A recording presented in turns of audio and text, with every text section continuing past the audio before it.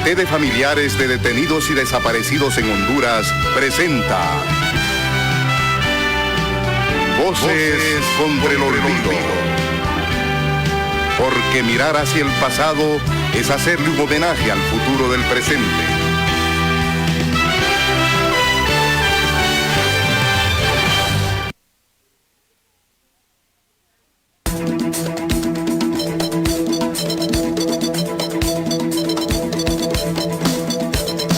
Qué grato estar con ustedes nuevamente en estas Voces contra el Olvido, el programa radial del Comité de Familiares Detenidos Desaparecidos en Honduras, COFADE. Hoy es sábado 23 de septiembre del año 2023.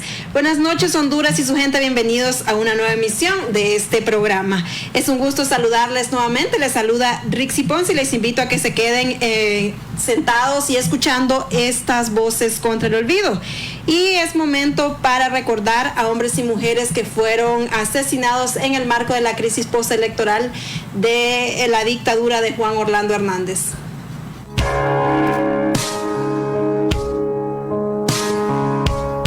José Avilio Soto, Roger Alberto Vázquez Reyes, Víctor Evelio Martínez Álvarez, José David Ramos Lambert, José Fernando Melgar, Kimberly Dayana Fonseca, Eric Javier Montoya Cruz, Raúl Antonio Triminio Cisnado, Milton Orlando Rivera, Israel Hernández Varela, Mauricio Jonathan Echeverría, Michael Jair Ponce Sauceda, Virgilio Yaret Ávila González, Arnold Fernando Serrano Moncada, Raúl Humberto Brizuela Reyes, Jesús de María Sánchez Sauceda, Seth Jonathan Araujo Andino, David Octavio Quirós, Brian Noé Mejía González, Delmer Josué Medina, Harold Uriel García, Cristian Fernando Hernández Llanes, Juan Carlos Flores Silva, Catherine Nicole Bonilla, Marlon Evelyn Mendoza Herrera, Maikin Enoc Ramírez, Walter Daniel Lemus Ramírez, Julio Alexander Funes Guillén.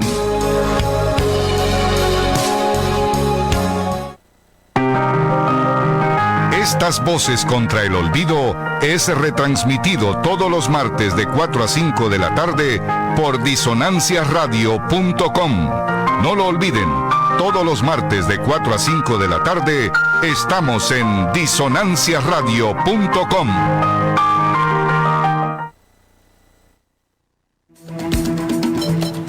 Y les invitamos también a nuestros oyentes en la zona sur del país para que todos los lunes a las 10 de la mañana escuchen la retransmisión de estas Voces contra el Olvido a través de la voz de Zacate Grande, que emite su señal desde la península del mismo nombre en Amapala Valle. No lo olviden, los lunes a las 10 de la mañana por la voz de Zacate Grande. Y ya tenemos con nosotros al invitado de esta noche, don Carlos H. Reyes, líder sindical e integrante de la Convergencia contra el Continuismo. ¿Cómo está? Buenas noches. Muy buenas noches, gracias por la invitación, un honor estar aquí. También le damos la bienvenida a nuestra coordinadora general del COFADE, doña Berta Oliva. Doña Berta, buenas noches, con un día hoy realmente bastante ajetreado. Buenas noches, Carlos, bienvenido, y buenas noches, Rixi, y todos aquellos que están allá atrás de cabina que hacen posible este programa, pero sobre todo los que están pendientes de esta hora de memoria, bienvenidos, un gusto saludarles y a invitarles que estemos pendientes de lo que vamos a platicar en este espacio. Muchas gracias, don Carlos. Doña Berta, y les comentamos que con el objetivo de verificar el cumplimiento de acciones en el 2023, de actividades y el del previo al 2024, la red de defensores y defensoras indígenas Lencas de la Paz, Redil Paz, se reunieron en el municipio de Marcala con el apoyo y la asistencia del Comité de Familiares Detenidos Desaparecidos en Honduras, COFADE. Doña Berta, esta red ya tiene años trabajando por la defensa de los derechos humanos, siempre de la mano con el COFADE. Yo creo que, Carlos, tú sos testigo, ¿no?, de tantas cosas que hemos hecho juntos desde el COFADE, con el sindicato, con la Convergencia, con el Bloque Popular. Y para COFADE el tema de la organización, la actualización la planificación con los diferentes espacios en los diferentes lugares del país son indispensables y son necesarios. Ahora nos tocó el turno en La Paz, donde hemos estado en Marcala, La Paz, con la Convergencia contra el Continuismo, monitoreando y haciendo trabajo. Ahora dijimos, bueno, vamos a hacer que las diferentes expresiones organizadas en Marcala, La Paz, se encontraran, y nosotros solo estábamos verificando, guiando y observando la planificación que ya prepararon para este año, y por supuesto que fue hermosísimo por lo nutrido de la participación. Y además ese es un esfuerzo que se ha estado impulsando también desde Trocaire, que es la agencia de cooperación, para que todos estos espacios que se ha venido trabajando tengan un plan de acción en los próximos días, y que además se refleje la necesidad de la continuidad de la articulación, y por supuesto que es el fortalecimiento de la red PACES, Redipaz, que es la red que aglutina las diferentes expresiones organizadas en el sector, y que son campesinos, mujeres, comunidad indígena, y bueno, ahí está también la convergencia. Así que eso fue lo que nos tocó hacer ahora. Así es, y doña Berta, como usted ya lo mencionaba, esta reunión se da con el apoyo de Trocaire y HEX, que a la misma llegaron representantes de las redes que fusionan en el departamento de La Paz, que son parte de esta red PAC, como usted ya lo mencionaba, de mujeres, campesinas, líderes indígenas. Pero hablando de defensores, don Carlos, doña Berta, siguen los ataques en contra de los defensores del ambiente en Honduras. Don Carlos, esta vez los defensores y defensoras de La Paz repudiaron el atentado que fue objeto del defensor del ambiente Ramiro Lara, miembro de la red de organizaciones no gubernamental de Honduras, ASONOP. Ramiro y Miriam, precisamente ambos casos han sido denunciados por la misma Convergencia contra el Continuismo en un comunicado que se hizo público esta misma semana. Y definitivamente sabemos que detrás de todos estos ataques está lo que es el poder fáctico de este país, que no solo continúa atentando contra los derechos de los pueblos, contra los derechos de los trabajadores, sino que en este momento también ataca al gobierno de la República. Doña Berta, más de 14 defensores del ambiente que han sido víctimas de ataques y de asesinatos en lo que va de este 2023. Mira, es que hay un tema que ya Carlos lo colocó en la mesa. Es preocupación enorme de nosotras, realmente. Un ataque a Ramiro Lara, un ataque a Miriam Miralda, es un ataque a los esfuerzos que hemos venido realizando para que la gente, las comunidades vayan obteniendo conciencia y empoderándose de la necesidad de las articulaciones, pero sobre todo la necesidad de defender su tierra y territorio, que es lo que han venido haciendo estos dos defensores. Y en igual forma han sido los 14 defensores que fueron asesinados en lo que va de este año y el año pasado. Es una cifra ciertamente alarmante, pero más que alarmante es preocupante. Y debemos entender que ahorita, vamos a decirlo, no estamos respondiendo a una política de Estado, a una política del actual gobierno o de la presidenta de la República. Pero sí la preocupación es mayúscula, ¿no?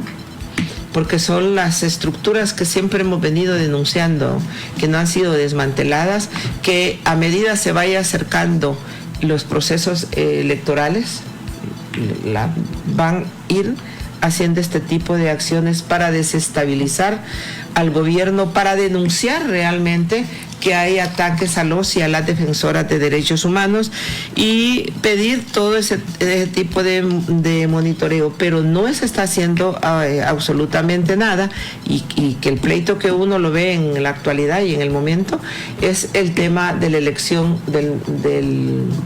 del fiscal general de la República. El fiscal general de la República todos estos años anteriores ha estado sosteniendo, garantizando y criminalizando a los defensores de la tierra y territorio, a los defensores del ambiente, a los defensores y defensoras de derechos humanos, a la comunidad, a las comunidades y pueblos que han hecho la defensa de territorio, pero también a la comunidad estudiantil. Eso ha sido el trabajo que ha venido desarrollando en los últimos, digamos, 5, 4, 12 años el Ministerio Público, y ahora se ve claramente el desinterés de cambiar y de tener nuevas autoridades, nuevo brillo de un ente que es tan importante para garantizar la no persecución, para garantizar el Estado de Derecho, para garantizar la participación y para garantizar el sistema de justicia en nuestro país, que es un ente, el principal regulador de esta acción. Pero mira, Chinchilla ahora es vicepresidente de la Corte Centroamericana de Justicia. ¿Cómo se llama la institución esta? Sí, es de la Corte Centroamericana de Justicia, y ese es el problema. Claro. Que ese es el problema de impunidad, ese es el problema que si ellos han estado trabajando y jugando con balón adelantado ante la sociedad y ante todas sus fechorías que han venido haciendo. Él estaba tranquilo, ¿por qué? Porque sabía que de ahí tenía que salir de inmediato hacia Nicaragua, porque allá le esperaba el puesto que le tenían ya, que tenía un nombramiento. Eso es lo triste, y esa es la garantía que se tuvo durante toda esta dictadura para que nosotros empecemos a pensar que aquí no se avanza, que aquí solo se dice pero que no se hace, y se empiece a formar un caos a lo interno. Es peligrosísima la situación que vivimos. Doña Berta, hablando de criminalización estudiantil, el Tribunal de Sentencias de Francisco Morazán suspendió el juicio oral y público en la causa que se le sigue al joven Henry Bonilla, acusado del incendio agravado en perjuicio de la Embajada de Estados Unidos.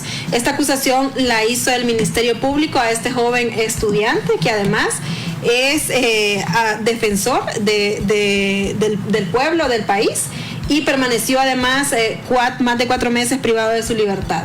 Y se le negó la aplicación del decreto 04-2022. Esas son las tareas, Carlos, y eso es lo que tenemos que estarse permanentemente denunciando y condenando, ¿no? Este joven que a nosotros nos parece así como de preocupación primordial, si es que no es primaria, sino primordial, que no fue de hacerle, lo que quemaron fue unas pinches bombas, llantas que se las fueron a colocar, la misma estrategia de infiltración, las mismas fuerzas que han estado haciendo el desorden durante todo ese periodo de las manifestaciones, frente y muy cercana a la embajada para que se diera esta tarea.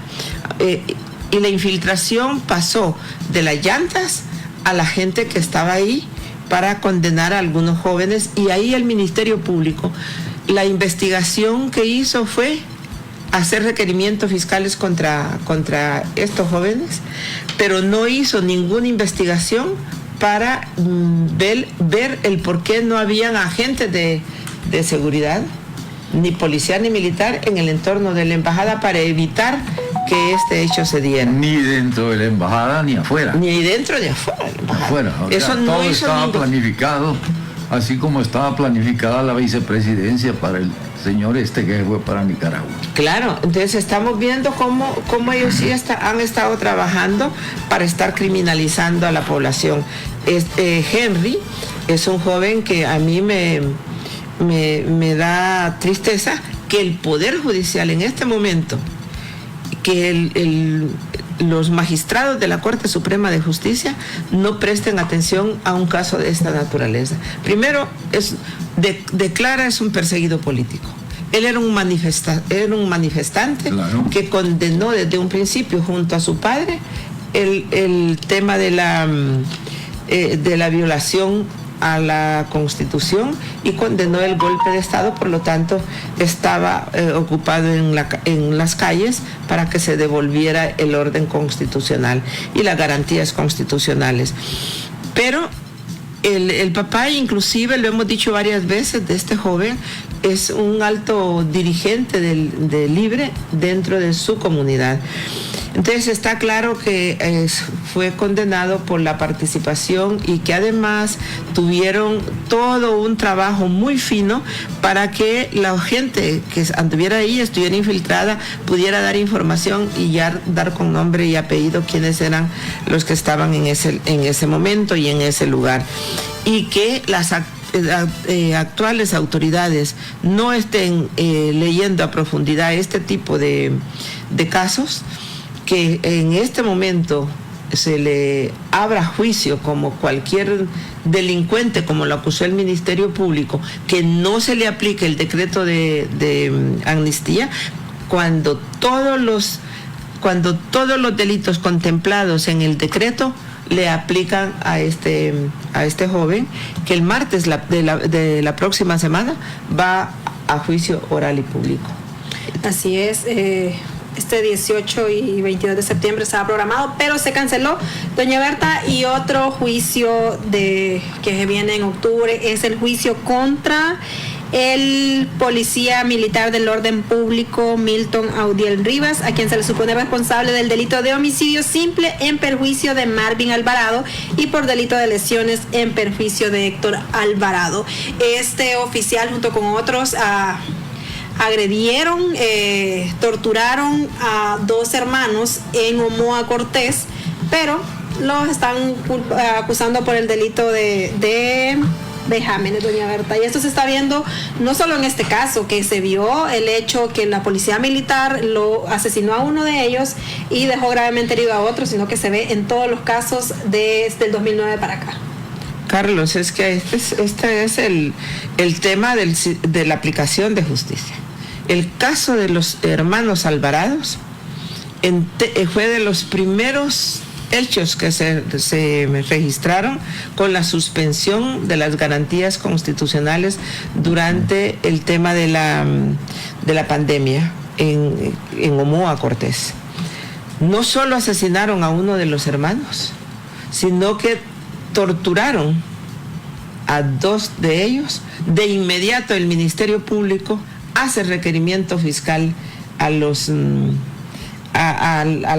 hermanos, y pues que el caso del asesinato contra uno de ellos quieren y están luchando. Y es más, hay una lucha así, pero fuerte, para que el juicio no se lleve a cabo, que no se realice, porque ya es contra un oficial de la policía. Van casi 4 suspensiones de audiencia que nos han hecho, y hasta que ya estamos en el lugar de los hechos, o sea, en los juzgados, dicen que se cancela por una o cualquier otra razón, pero que nosotros sabemos que este oficial va a salir con garantías para volver a cometer los delitos y a repetir los hechos. Esas son las realidades que estamos viviendo, y no estamos hablando de casos del pasado, estamos hablando de casos que se están ventilando ahora.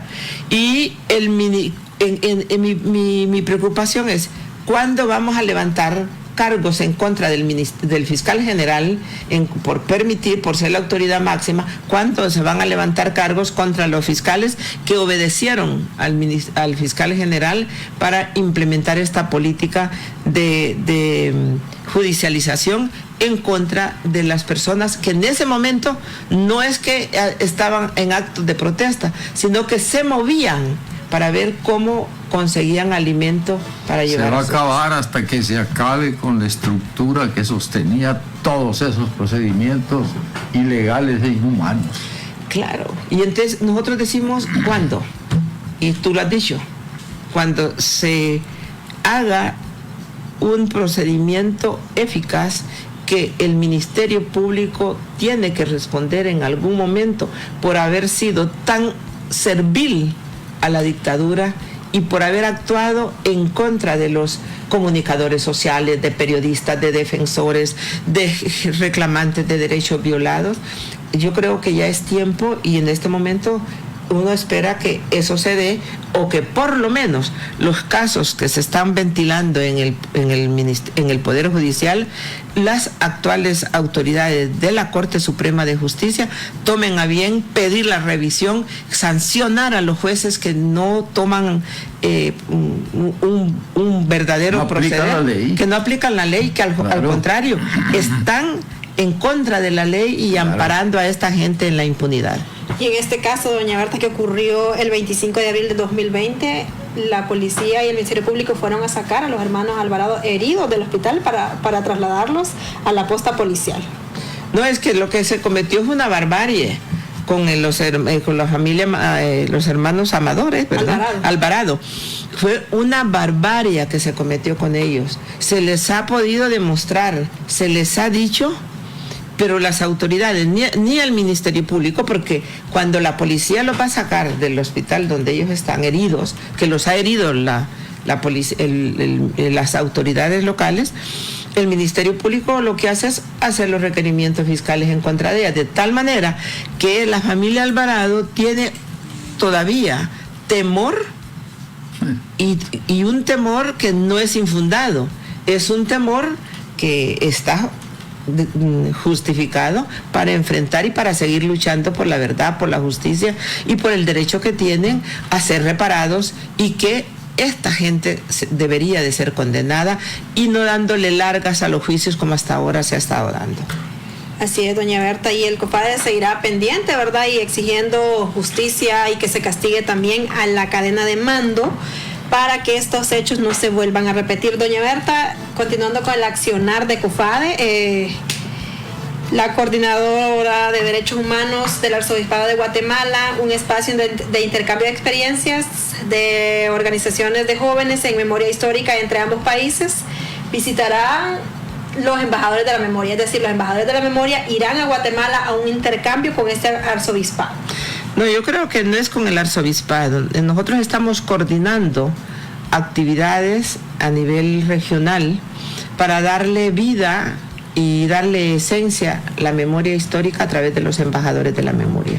Eso es lo que se habrá la próxima semana. Estaremos haciendo esa gira, porque sí creemos que es tiempo que se vaya avanzando en acciones regionales articuladas para que la memoria histórica se sepa, se conozca, pero no más que se sepa y que se conozca, es que se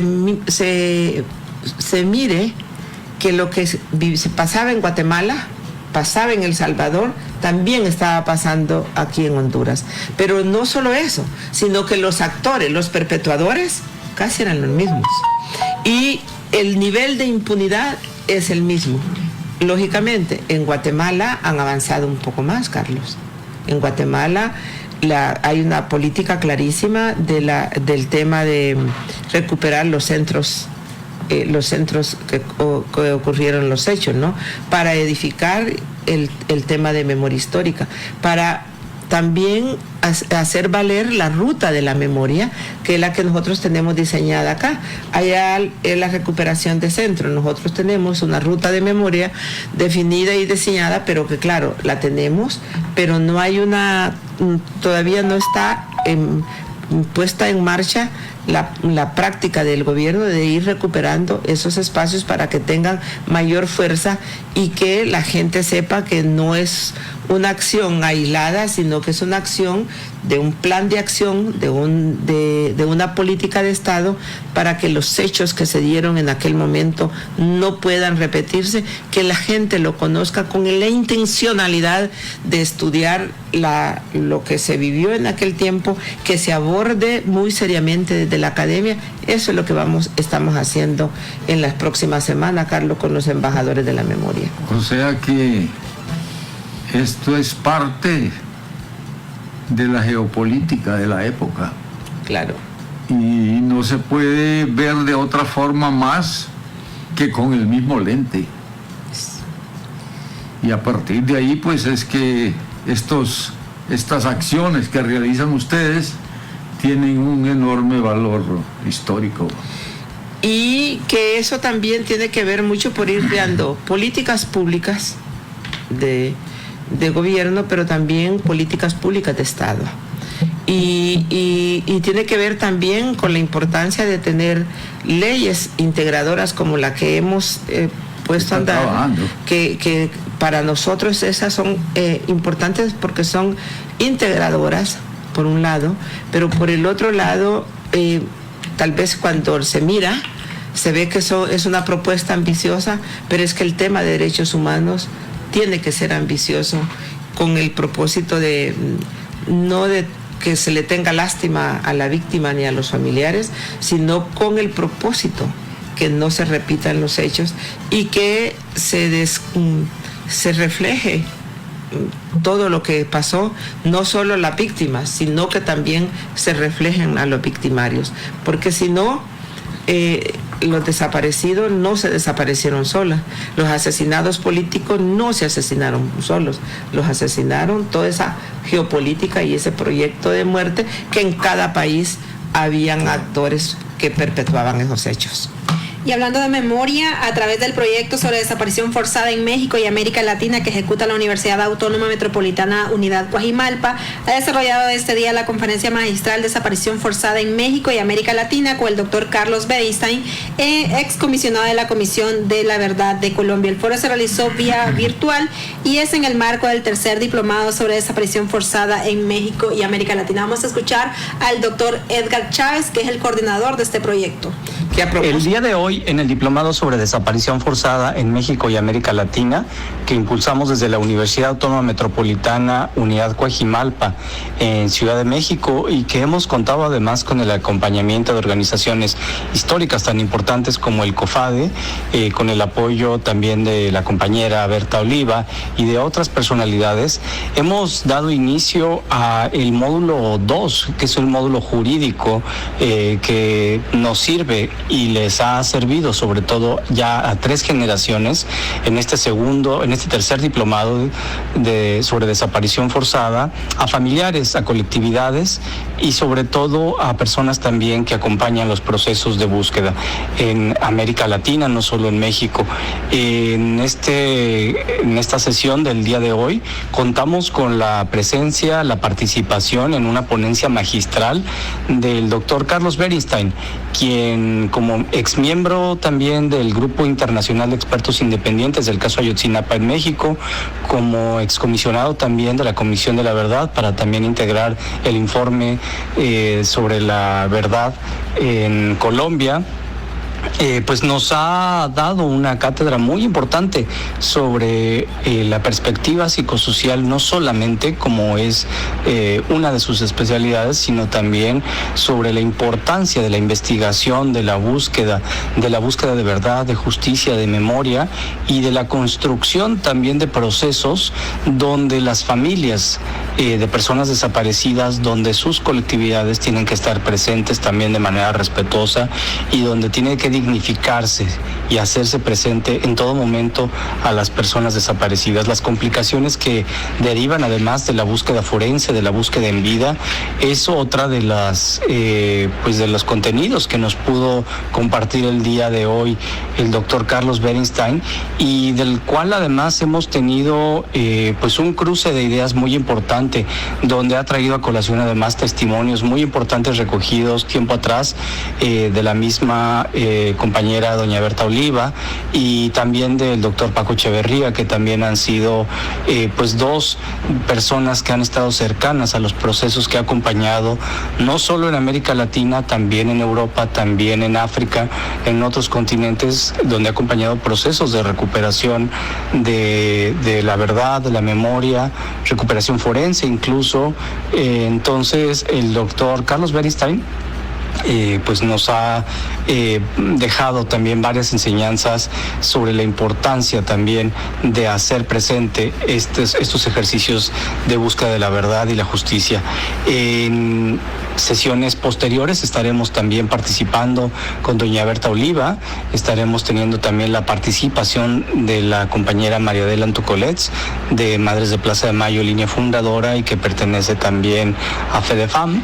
Y bueno, también estaremos participando con Sofía Dullos, que ha acompañado los procesos también de búsqueda de la verdad, del nunca más en la ODA, que en su momento también de la construcción, también investigación de los procesos en contra del expresidente y exdictador Efraín Ríos Montt en Guatemala. Y bueno, pues también con la participación de familiares y de compañeras que también contribuyen a esos conocimientos. Agradecemos mucho el seguimiento que puedan hacer de estas actividades académicas, y por supuesto estaremos también pendientes de todas las actividades y todos los procesos que se viven en nuestra América Latina, particularmente de Honduras. Un gran saludo también desde México a todas las audiencias. Buena tarde. Y escuchábamos al doctor Edgar Chávez, coordinador del proyecto Desaparición Forzada en México y América Latina. A propósito de esto, justo hoy tenía el compromiso de estar ahí, porque me parecía de suma importancia estar participando, pero lógicamente el tiempo hasta ahora lo tengo para venir. He estado como en un trabajo pendiente y a propósito también de esto, de la participación de Edgar, creemos que el próximo sábado lo vamos a tener aquí para que hablemos y desarrollemos estos temas que son de vital importancia, y que para nosotros eso es lo que creemos que se debe de implementar, Carlos, que el tema de la desaparición forzada se debe abordar desde la academia, que debe de ser un motivo de estudio, de academia, porque no se trata de abordarlo así someramente y como dijimos antes, que nos tengan lástima. No, eso no es lo que buscamos. Lo que buscamos es que se trate de dignificar a las familias, de respetar el dolor, de ver cómo los efectos que dejó la desaparición forzada en los hijos e hijas y la familia no es una cosa que el tiempo se encarga, es una cosa que se debe abordar para que nosotros podamos construir un camino mejor en temas de derechos humanos, en temas de ética, en temas de moral, y que se vea obligado el Estado y el gobierno o los gobiernos a castigar, a sancionar a los responsables de los hechos. Y que se haga experiencia, que se haga teoría, que se haga práctica desde las universidades mismas. O sea, eso no puede ser más que algo que tiene que ver con la pedagogía de la humanidad, en defensa de la misma humanidad. Clarísimo, eso es lo que pretendemos.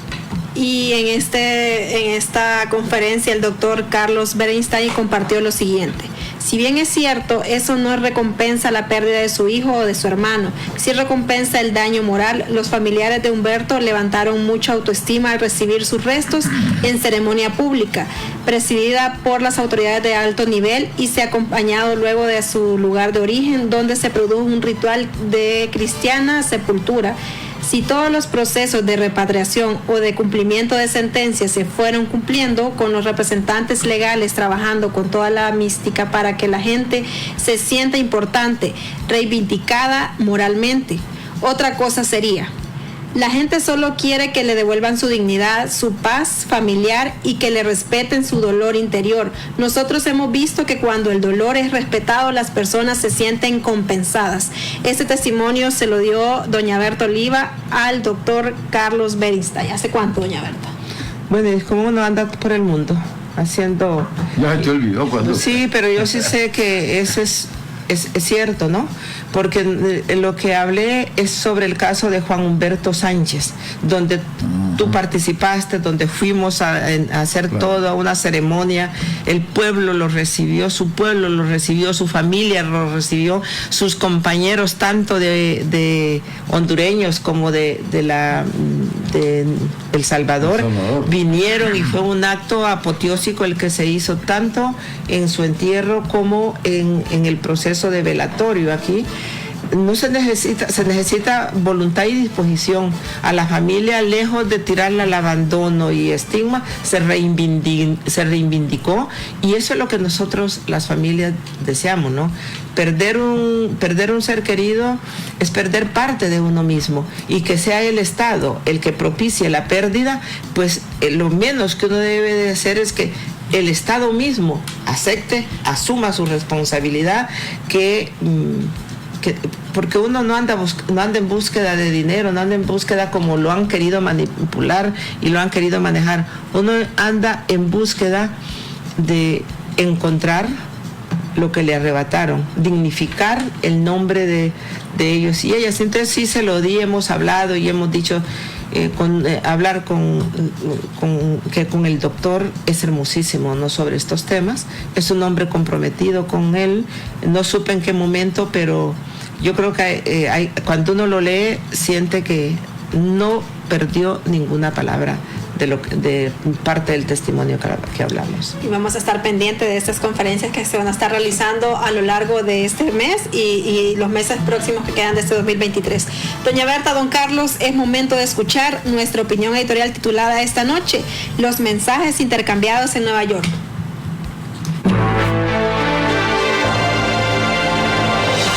A continuación presentamos nuestra opinión editorial. Los mensajes intercambiados en Nueva York. Distinguido señor presidente, distinguido señor secretario general, distinguidos jefes de Estado, representantes y delegados presentes, ciudadanos del mundo. A esta Asamblea General de 2023, Europa llegó hecha un nudo a la política exterior del Pentágono, abrazando la guerra de Estados Unidos contra Rusia desde el territorio ucraniano, mientras que Asia, África y América Latina llegaron hechos un nudo en respaldo a Cuba, Venezuela y Nicaragua. África le habló directo a Inglaterra, Portugal y Francia en su condición de colonizadores violentos, que paguen los daños atroces causados a la población negra esclavizada por siglos. Y fue el mismo reclamo de los países caribeños, incluidos aquellos colonizados por holandeses. Señores, hasta aquí los monumentos. Demandamos justicia retributiva del norte al sur global, inversión y restitución de nuestros derechos. En cuanto a Latinoamérica, allí hablaron fuerte Colombia, México, Chile, Argentina, Brasil y Honduras, a través de Xiomara Castro, contra el robo de las riquezas de Venezuela, el embargo a Cuba, que viola su derecho de autodeterminación, y las sanciones injustas a Nicaragua. Después de las cumbres CELAC-Unión Europea en Bruselas y G77 más China en La Habana, Honduras ha afianzado su posición multipolar en materia de relaciones internacionales y, sin ningún temor a la reacción piti-yanqui local, ha levantado la voz en el pódium de Nueva York contra el pillaje que dirigen Estados Unidos y sus socios, el sur empobrecido contra el norte enriquecido. Es importante terminar con la práctica de sanciones y confiscación de bienes de una nación contra otra, dijo Xiomara Castro, en alusión directa a los países europeos colonizadores y a Estados Unidos, que usan sus armadas violentas para expoliar a las excolonias. No podemos hablar de un mundo civilizado cuando vivimos expuestos a ser embargados y que nuestras reservas sean congeladas en bancos extranjeros, como le ocurre actualmente a Venezuela, a quien se les confiscaron bienes, violando todas las normas del derecho internacional. Esta Asamblea de Naciones Unidas anualmente exige el fin del bloqueo contra Cuba, por ser una medida arbitraria, obsoleta y contraria al derecho internacional que viola el principio del respeto a la autodeterminación de los pueblos. Nosotros condenamos ese bloqueo contra Cuba y Venezuela. Asimismo, exigimos que Cuba esté fuera de la lista de países calificados como terroristas por ser esa una medida manipulada y falsa. También se debe eliminar las medidas y sanciones injustas contra Nicaragua, porque son barreras que nos impiden normalizar nuestras relaciones con el país hermano.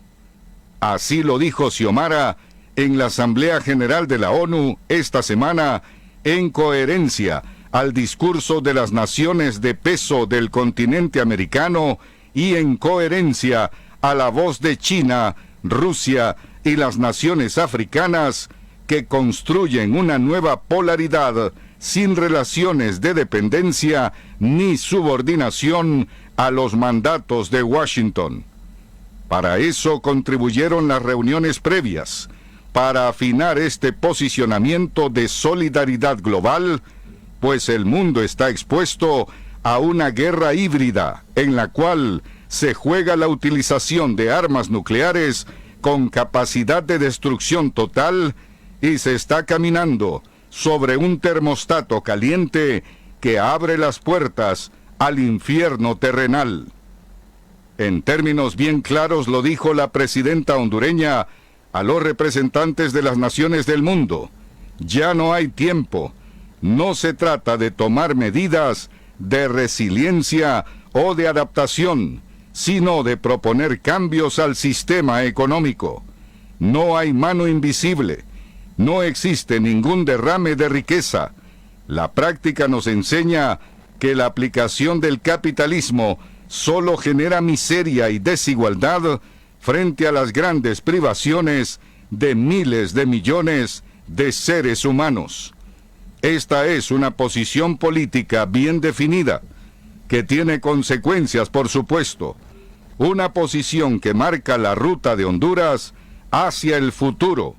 Un país cada vez más expuesto a los desequilibrios ambientales, una nación víctima del fascismo económico y de una extrema derechización de las religiones y de los partidos jurásicos, pero afortunadamente con un pueblo dispuesto a enfrentar lo que sea para salir adelante.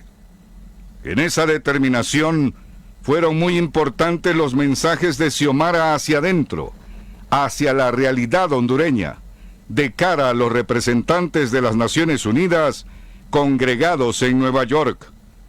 La presidenta no olvidó en su discurso el hecho que en esa misma ciudad está el coyote jefe de la manada hondureña esperando la sentencia del juez Castel por conspirar contra Estados Unidos y organizar el tráfico de miles de toneladas de cocaína, liderando una organización del bajo mundo a través de Centroamérica que incluye empresarios, periodistas, pastores, alcaldes, ministros, diputados, generales y jefes de policía, algunos ya condenados. Precisamente el día que Xiomara pronunciaba este discurso en la ONU, el juez Castel comunicó a la defensa del mafioso Hernández que ha desestimado todas sus objeciones a los expedientes confidenciales de la Fiscalía porque el gobierno de Estados Unidos consideró que no aportaron nada en sus alegatos. Con voz potente, la presidenta Catracha describió a la Asamblea que esos asaltantes que secuestraron el Estado en 2009 hoy conspiran contra su gobierno, organizados en una alianza de políticos corruptos y de supuesta sociedad civil, con el objetivo de detener las propuestas de cambios estructurales que el pueblo ordenó en las urnas. Son los mismos, dijo Xiomara, que asesinaron a Morazán en 1842 y que hoy se oponen a la aprobación de la Ley de Justicia Tributaria. Boicotean la elección del nuevo fiscal general para perpetuar la impunidad a la que están acostumbrados y entorpecen la llegada de la Comisión Internacional de Combate a la Corrupción e Impunidad. ¡Pum, pum! ¡Sí, señor! Directo al grano. Por esas palabras de Xiomara en la ONU, es oportuno repetir lo que hemos dicho muchas veces aquí, en esta columna editorial. La sentencia de 2024 no será contra Juan Orlando Hernández, sino contra el Partido Nacional, el Partido Liberal, las ONGs del Consenso de Washington y contra las bandas público-privadas que en asociación ilícita operaron y siguen operando la narcodictadura. La sentencia de Ho será contra todos estos canallas que el pueblo ya conoce. Para una mejor comprensión de los problemas sociales en Honduras, la presidenta Castro le explicó a los europeos y a los estadounidenses con naranjas y manzanas durante su discurso. Les dijo, por ejemplo, que las constantes caravanas de migrantes hacia Estados Unidos y España no es posible comprenderlas negando los 13 años de dictadura criminal tutelada por ellos, por la Comisión Europea y la OEA. El negacionismo de la dictadura oculta la deuda pública multiplicada 6 veces y oculta la tasa más alta de pobreza en la historia de Honduras, que alcanzó el 74% de la población total. El negacionismo, propio de la nueva ola fascista que recorre el mundo, trata de impedir el mandado político contundente de desmantelar el narcoestado y castigar la corrupción público-privada que destruyó la institucionalidad, adulteró la voluntad popular con sendos fraudes electorales e impuso el terrorismo de Estado con escuadrones de la muerte avalados por ustedes. La presidenta explicó que el pueblo demanda el retorno al Estado de Derecho y la restitución de la dignidad pisoteada por esos criminales que sabotean la Sisi y que todavía tienen el cinismo de decir que ya se tarda. Léperos, son ustedes que no aprueban las reformas habilitantes. Es con ustedes que hablamos. En coherencia a esta demanda popular, Xiomara protagonizó 3 acciones decisivas en Nueva York durante la semana. Primero entregó al secretario general Guterres la propuesta de convenio para el establecimiento de la Sisi imparcial, autónoma e independiente. Con la entrega, le dijo a Guterres que depurar las instituciones públicas en Honduras implica enfrentar a los piratas de la clase política y sus asociaciones público-privadas infiltradas por el crimen organizado. Una gran tarea, un gran desafío. La segunda acción realizada por la presidenta fue entregar el primer informe con 14 avances puntuales para acceder de nuevo al programa compacto de la cuenta del milenio en 2024. Estaban presentes cooperantes internacionales y funcionarios de la cuenta del milenio que miden el desempeño de los países en transparencia, educación, salud, igualdad de género y sostenibilidad ambiental. Los canallas deben comprender que dejaron a Honduras por el suelo en materia de percepción de transparencia, y subir ese indicador siquiera al 50% es una labor titánica. Como ha dicho Rudo Pastor, una tarea que implica derogar pactos, leyes y fideicomisos que las organizaciones criminales representadas en el Congreso Nacional dificultan, retrasan y negocian. La tercera acción de la presidenta fue recibir personalmente el acuerdo del Fondo Monetario Internacional por un total de $822 millones para su programa de reforma económica e institucional, mejorar la transparencia y aumentar la inversión pública. En su primera reacción, tras recibir el anuncio, la presidenta dijo desde Nueva York que su plan de refundación y política económica sin fideicomisos ni alianzas público-privadas ha sido reconocido en el programa del FMI, incluida la Ley de Justicia Tributaria, satanizada por quienes se niegan a pagar impuestos. Por su parte, la ministra de Finanzas tuiteó que contra todos los pronósticos, siguiendo instrucciones de la presidenta, el Gabinete Económico ha concluido con éxito el programa aprobado por unanimidad en el directorio del FMI. La Ley de Justicia Tributaria, que evidenció la vileza y pobredumbre del sistema, está incorporada, dijo Rixi Moncada. Bueno, así fue Nueva York en 2023. Tremendos mazazos para el BOC. Pusieron atención el discurso de Xiomara, sin bemoles, a favor de los pueblos de Cuba, Venezuela, Haití y Nicaragua. La negación de Castel a todas las objeciones de la defensa de Ho. La propuesta final del acuerdo para instalar la Sisi. La bienvenida a Honduras, al Banco Regional del Sur, y la aprobación unánime de casi $900 millones por el Fondo Monetario para aumentar la inversión social en salud y educación durante el mandato de la Resistencia Popular. Ajá, y entonces, buenas noches.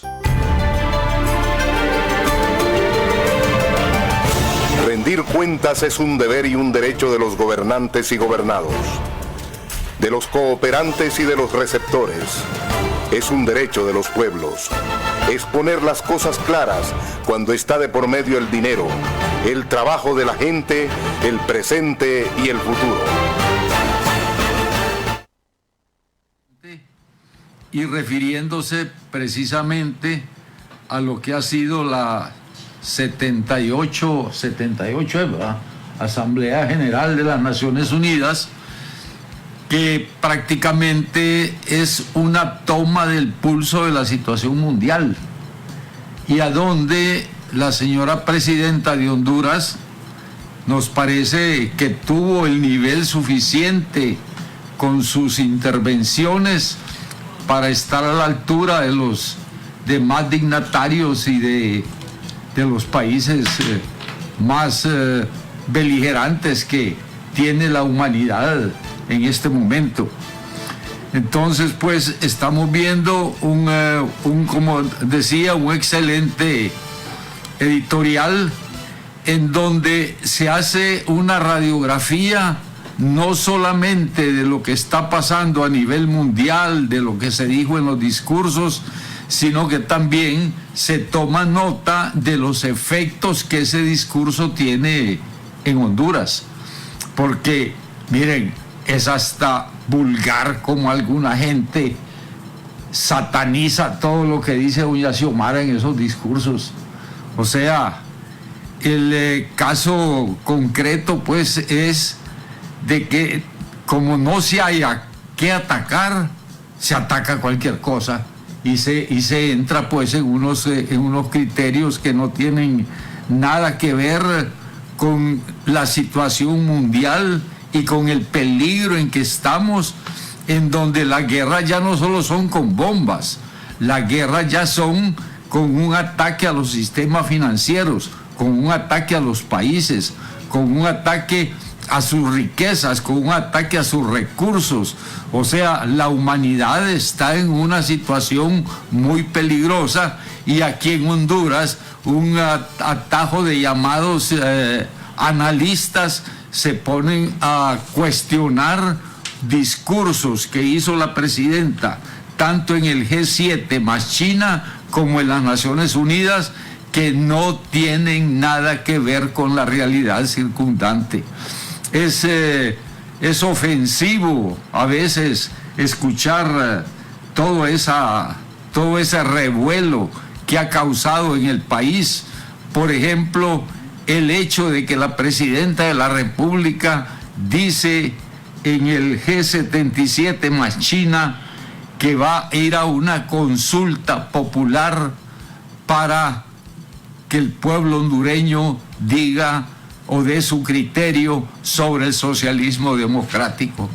Qué terrible es ver cómo se quiere negar el derecho a la consulta a los pueblos, porque a este pueblo y a los pueblos centroamericanos no se nos ha consultado. Todo lo que ha pasado en la historia es que estamos viviendo como vivimos. Por ejemplo, en el caso del siglo antepasado, se impuso por Marco Aurelio Soto a Honduras un sistema capitalista dependiente, y aquí a nadie se le consultó. Después de eso, los distintos gobiernos que le sucedieron entregaron nuestro territorio, nuestros recursos naturales a las bananeras y a las mineras, y aquí a nadie se le consultó. Posteriormente a ello, ¿qué fue lo que ha venido pasando? Se introdujo el sistema del modelo neoliberal en Honduras, y aquí a nadie se le consultó. Y hoy, porque se va a hacer una consulta que favorece al pueblo, es un escándalo. O sea, todo esto me parece a mí que en general es clave para que entendamos los hondureños la clase de oposición terrible que tenemos, y debe de tomarse muy en cuenta en momentos en donde estamos en un gobierno que es, digámoslo así, de transición, y que los hondureños deben pensar y meditar lo que está pasando para que en los próximos procesos electorales sí sepamos hacia dónde vamos. Doña Berta, los sectores que se han adueñado del país durante años tienen miedo a la consulta al pueblo. Mira, como ya casi no tenemos tiempo, por supuesto que le tienen temor. Eso fue lo que pasó con lo del golpe, esa fue la justificación que hicieron. No querían que se le hiciera la consulta al pueblo, y ahora están con lo mismo. Lo que sí es evidente, Rixi, que nuestra posición dicha y hecha está a través del editorial y a través de lo que Carlos nos ha expresado. No nos queda casi como mucho margen de tiempo para hablar más. Lo que sí debemos, antes de irnos, es agradecerle a todas las personas que de diferentes partes del país y de diferentes partes del planeta nos han hecho llegar mensajes muy positivos, mensajes muy buenos, mensajes de atención, de interpretación y de salutación, ¿no? Nos han estado saludando y dicen que hay que continuar, Carlos, haciendo este ejercicio, que es un ejercicio, me parece, de memoria colectiva, ciudadana y humana.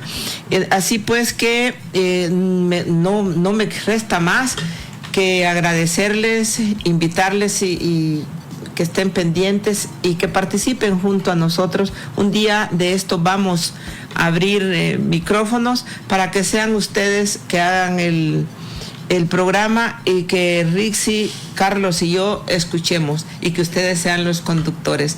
Los esperamos dentro de poco, y también decirles que el próximo sábado vamos a tener al doctor Edgar Chávez aquí. Por supuesto que desde México aquí, pero no aquí dentro de cabina. Un día antes de que termine el año quizá lo tengamos aquí dentro de cabina, porque nuestra apuesta es continuar, y desde la academia que se aborde el problema de las desapariciones forzadas. Gracias, doña Berta. Don Carlos, muchas gracias por habernos acompañado en estas Voces contra el Olvido. Y nos vamos agradeciéndole a Rafael Ulloa, Aníbal Cáceres, Mauricio Vázquez, Celso Mejía, Mauricio Antonio Martínez, Giovanni Ceguera, que nos han reportado y que siempre, cada sábado, nos reportan que están escuchando estas Voces contra el Olvido. Y por supuesto a Rona López y Selvin Silva en controles. Nos vamos, no sin antes recordar a esos hombres y mujeres que fueron detenidos desaparecidos en el mes de septiembre, en la época de los 80s. Buenas noches.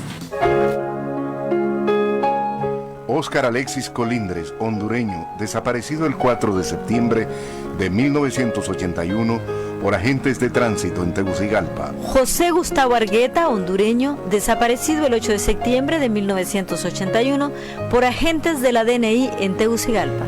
Ángel Manfredo Velázquez, maestro hondureño, desapareció el 12 de septiembre de 1981 por agentes al mando del capitán Alexander Hernández Santos en el centro de Tegucigalpa. Rafael Antonio Pacheco, hondureño, secuestrado el 1 de septiembre de 1982 en Belén Gualcho, Ocotepeque, por soldados del 7º Batallón de Infantería.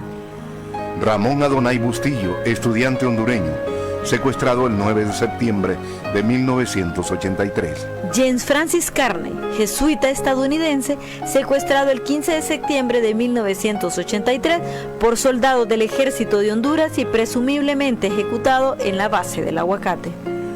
José María Reyes Mata, médico hondureño, desaparecido junto al Padre Guadalupe y otras 80 personas. Juan Alberto Villeda, hondureño, desaparecido el 25 de septiembre de 1984 en Ocotepeque. Jorge Maldonado Padilla, hondureño, desaparecido el 17 de septiembre de 1983. José René Carías Troche, hondureño, secuestrado por la DNI en la colonia Rivera Hernández de San Pedro Sula el 7 de septiembre de 1985. Eliseo Padilla, un juez hondureño, desaparecido en Santa Rita Copán por la DNI, junto a su hijo Constantino Padilla, el 26 de septiembre de 1985. Mariano Pineda Cruz, hondureño, desaparecido el 19 de septiembre de 1988, al salir de su comunidad Barranco en Santa Cruz de Yojoa. José Onofre Cardona Casaleno, hondureño, desaparecido el 17 de septiembre de 1983. David Arturo Báez Cruz, nicaragüense, desaparecido el 17 de septiembre de 1983. José Antonio Morales Lamote, hondureño, desaparecido el 17 de septiembre de 1983.